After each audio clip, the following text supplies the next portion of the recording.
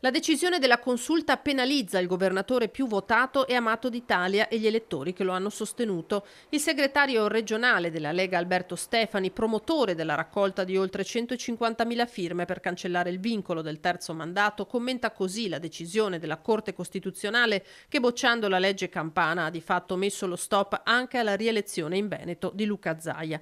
Stefani, candidato naturale della Lega alle regionali, ma dal tema si tiene per il momento alla larga. Chi invece si mette a disposizione è il sindaco di Treviso, Mario Conte.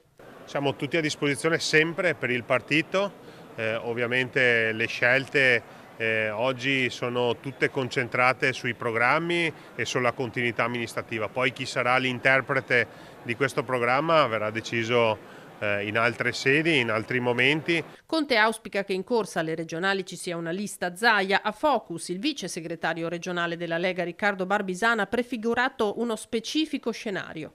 Parliamo della possibilità che il presidente Zaia sia il capolista delle nostre liste, almeno in 3 circoscrizioni provinciali, e quindi diciamo che possa essere il traino per almeno in 3 collegi su 7, magari i più grandi del Veneto. Si dovrà cambiare il bomber, è il commento del coordinatore regionale di Fratelli d'Italia Luca De Carlo, ma squadra che vince non si cambia, intendendo che il centrodestra al voto deve arrivarci unito. Sul terzo mandato De Carlo ostenta disinteresse. Credo che piuttosto che la querelle del terzo mandato ai veneti, come a me del resto, interessi molto di più la buona notizia che arriva dagli Stati Uniti con la sospensione di 90 giorni dei dazi applicati da Trump. La consulta non ha fatto che ristabilire e ribadire un principio che in Italia è ben noto, che non è contro o a favore di qualcuno, ma fa parte delle regole democratiche che si è dato a questo Paese. Questione che non è chiusa invece per la Lega. A Trento il Consiglio provinciale ha approvato il DDL che consente al presidente Fugatti il terzo mandato.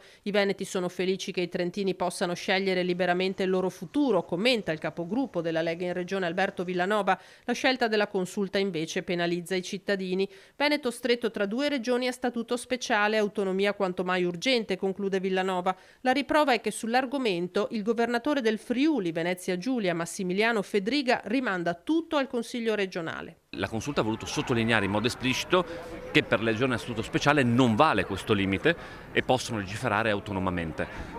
Quindi per quanto riguarda il Friuli Venezia Giulia spetterà il Consiglio regionale decidere autonomamente se fare o non fare il terzo mandato. Per il Partito Democratico la consulta ha messo fine al teatrino sulla possibilità per Zaia di candidarsi nuovamente.